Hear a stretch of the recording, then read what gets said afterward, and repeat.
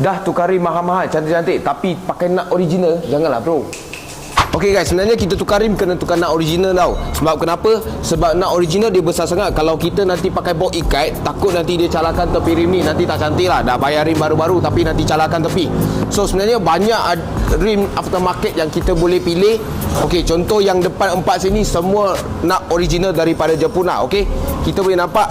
Yang pertama kita cakap dulu ialah Kicks. Okay, Kicks ialah satu jenama Jepun yang tak banyak orang tahu sebab sekarang baru start nak hangat dekat Malaysia ni. Okey, design dia memang special sikit lah. Sebab apa? Biasa yang kita jumpa pakai box biasa dah boleh, tapi ini dia ada special lock dia sendiri. Nampak? Dia macam Allen key. Tengah-tengah di sini nampak macam shuriken lagi Japan. Okey, so warna dia ada hyper black saja untuk nut inilah. Okey, ini nut satu special yang sangat susah dicuri orang sebab memang kena pakai box dia sendiri saja. Okey, so yang kedua kita cakap yang paling biasa kita boleh jumpa atas jalan raya, iaitu Race SCM 435 yang 17 hex. Okey, so kita boleh nampak 4 biji sini dia semua pakai box 17 dah boleh buka.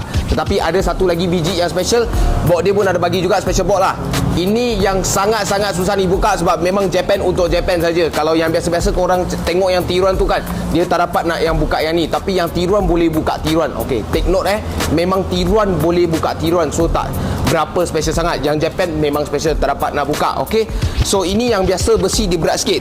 Sekarang Wan Cina nak tunjuk satu lagi yang original, lepas tu sangat ringan. Ini kita panggil Race Duralumin. Okey, kita ada dua warna depan sini, satu hitam satu merah lah. Okey, sangat cantik. Dan juga nut ini susah sangat nak dibuka ataupun dicuri. Kenapa?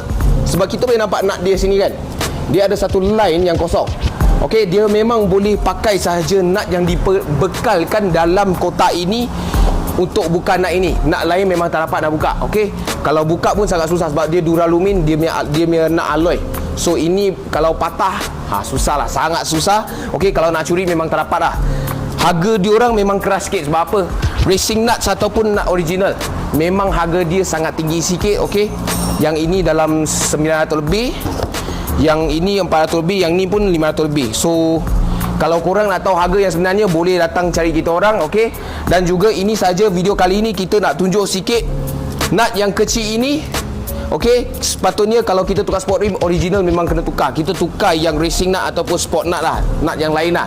Nampak lagi cantik, lagi kemas. Dengan juga kalau nak ringan-ringan gila, boleh ambil racing nut yang macam ni, kurangkan lagi berat dia. Okey, so itu saja untuk video kali ini. Kalau korang suka video kali ini, tolong like, share dan komen kat bawah apa yang korang nak tengok seterusnya.